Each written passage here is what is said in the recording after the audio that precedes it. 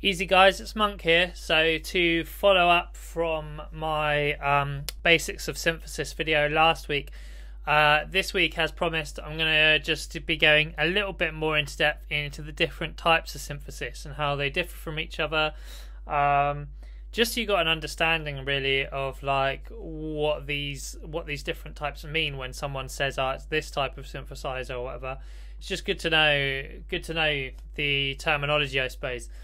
So the first and most common form of synthesis really is subtractive synthesis. Most other synths still sort of work off this basic idea, even if they are more than just subtractive synths. So subtractive synthesis is where you have a basic waveform such as a sine wave, a saw wave, a triangle wave, or a square wave. Almost forgot them. And you're basically running it through envelopes and filters and effects.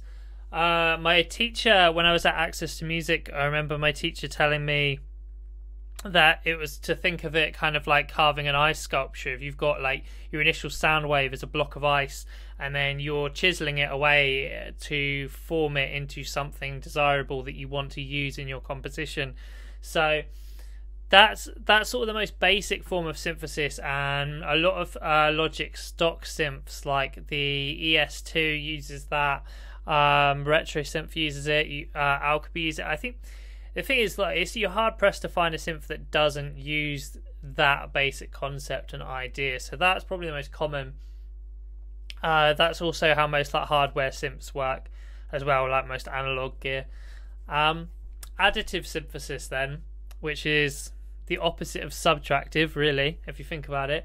But additive synthesis is where you are adding additional sound waves at the harmonics relative to your fundamental note, basically. So without going into music theory too much, it's like when you play a chord like a triad, you've got a first, your third, and your fifth. So I can actually example this in Serum. When you have Serum up, if you click on this pencil icon here, you can go in here and you can actually see all of these. This is like additive synth in this top bit here.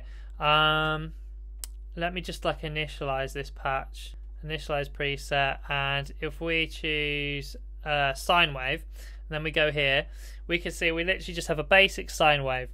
And then what I can do is on the third, I can bring that up, and then on the fifth I can bring that up as well. And what we've just done is additive synthesis, really, because we're adding additional frequencies at points that are relative to the main note that we want to play. It's key that we're putting them in places where the notes that would work with that root note would be. Sorry, I'm not explaining that too well. I'm trying not to go into too much depth about it to avoid sort of complicating things, but that's basically how additive synthesis works, is you're adding extra signal to what you already have. If I get Pigments as well, Pigments added a new engine in their recent update but they call it Harmonic, and you can see if I play a note, this is just the default preset. You can see here is my like note that I'm playing on the keyboard, and then here are like not fundamental. Here are like the harmonics that are being added in. I think we can add more. So they've called it harmonic there, but I'm pretty sure that is also additive synthesis. So that's subtractive and additive. And then the next one is analog synthesis. That's really easy to describe, really. Analog basically refers to anything that is working off wires sending like voltages. So it's like, rather than a digital synth, like a soft synth, like what we are using here, by soft synth I mean software synthesizers rather than hardware synthesizers. And a hardware synth is 9 times out of 10 going to be analog, because rather than sending like ones and twos digital information, it's actually working off voltages that are sent through wires. So it's much more like physical rather than like algorithms and information. So then you've got, next one to mention would be FM synthesis. I don't actually use FM a lot, but what FM does is basically you're taking the stock one in Logic is EFM, by the way. Looks like this, pretty ugly thing, but you can resize it. So FF synthesis works when you take one waveform and then you modulate the next waveform with the previous one, and then you can use that modulated waveform to modulate the next one, sort of thing. By modulate, I mean you're using the signal of that waveform to affect the next one. So I don't. This is probably the one I know the least about and use the least, but that's just the basics of it. EFM1 in Logic is the stock one. There is also, if you wanted a free download one, it is Digital Suburban Dext is a free download synth, which is also pretty ugly to look at. But this is FM synthesis. Looks quite daunting off the bat, but really it's just like you've got to split it into these boxes. There's 6 boxes and all of them are identical, and these are just your different oscillator sections. So once you understand like one of these boxes, you understand the whole thing really. So don't get like, you know, scared because of the amount of dials, but it isn't that great to look at, I will admit. Then the next is Wavetable synthesis, which is the most popular one in like modern dance music and stuff. Like Wavetable synthesis is massive now, and it basically Serum is Wavetable. Wavetables are all these things that you can get in Serum. They're like waveforms, but just far more complex. And Wavetable synthesis is literally the same as Subtractive synthesis. The only difference being we now have like way more waveforms to play with than just the basic ones that are used in Subtractive. So Serum is Wavetable, massive. It's another popular one. Arturia's Pigments, which I was just playing with, that has the Wavetable version in it. If I get Pigments back up again, you can see Pigments when you have the engine, which is basically the oscillator. You have the option to pick analog, wavetable, sample, or harmonic. So if you go on Wavetable, you've then got that's like a Wavetable synth there, and you've got all these different waveforms when you go in. Here, it's good in Pigments because it has all these waveforms that are made to emulate old school like hardware synths and stuff like that. Then the next one to talk about is physical modeling synthesis or physical modeling synthesizers. In Logic, there is a stock synth called Sculpture Modeling Synth. So what physical modeling synthesis is essentially synthesis trying not to sound like synthesis. It is electronically produced sounds that are specifically trying to emulate sounds of real instruments. Yeah, usually musical instruments that exist or whatever. So it's like you're using synthesis to attempt to make like the sound of a guitar or something like similar like that. As you can see in here in the presets, you got bowed and plucked and blown instruments. Like, for example, if we give like Airy Lead a go, I'm going to assume it's going to be some kind of flute emulation.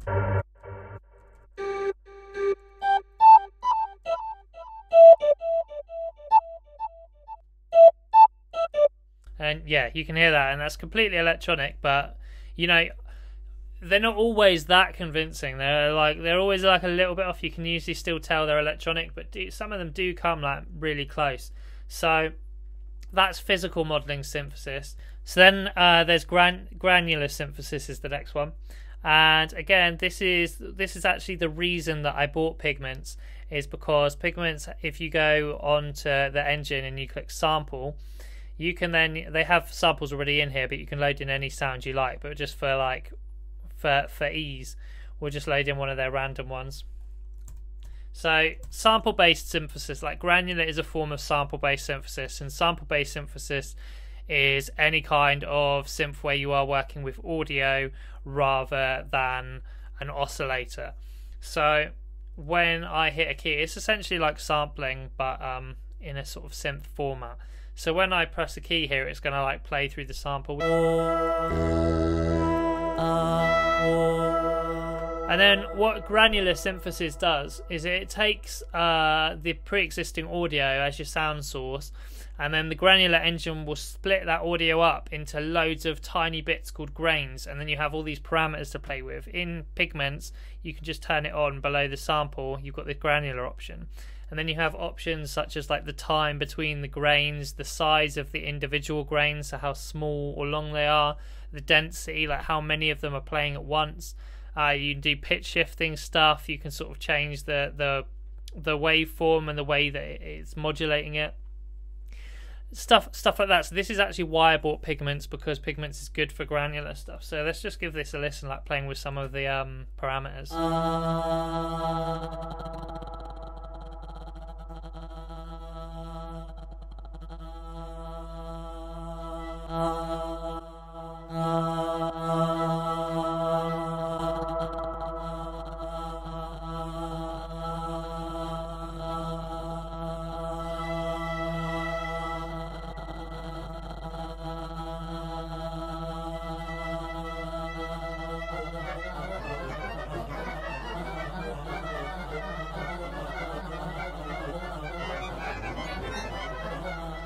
And then what's usually good with granular synthesis is to use it for like pads and things like that. So then if we come into the effects and we add, say, a reverb onto that, get it all in the wet.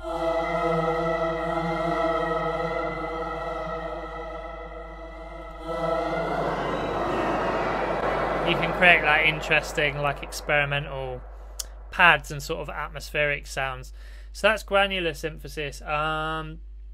As well as Pigments, you can also do it in Alchemy, which is a stock Logic synth. I have actually covered this in a video before about my favourite synthesizers. If you want to watch that, I'll leave that linked in the description below.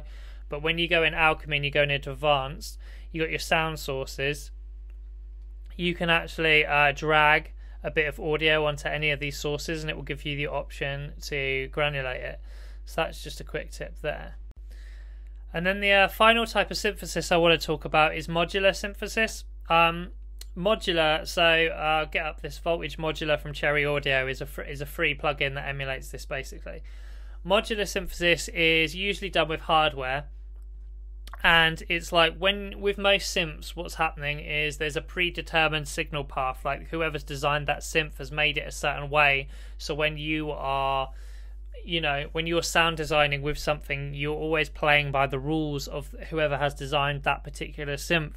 Modular synthesis kind of flips this on the head by making nothing pre-wired, meaning you can route anything into anything, and that gives you a lot more flexibility and creative freedom when designing sounds. However, the obvious con is it requires you to have a much more advanced knowledge of sound design and synthesis to be able to do anything, because when you open it up, like this is a software emulation, when you open it up it's not going to make any sound. You have to wire it all up yourself. Like you're going to need to put a couple of oscillators in there, you're going to need your envelope, you're going to need a filter, and then then you're going to want like effects and stuff like that. And I'm not fully clued up on modular. Like it is a bit over my head. I obviously understand the basics of it, I understand how it's working, but I've never delved into it enough myself to give it any real insight. However, this is a free software emulation of modular synthesis, so you then just drag stuff like that and it just wires stuff into stuff. So that's a free emulation that you can play with if you want to have a go at trying to learn it. I'm sure there's resources online for learning modular.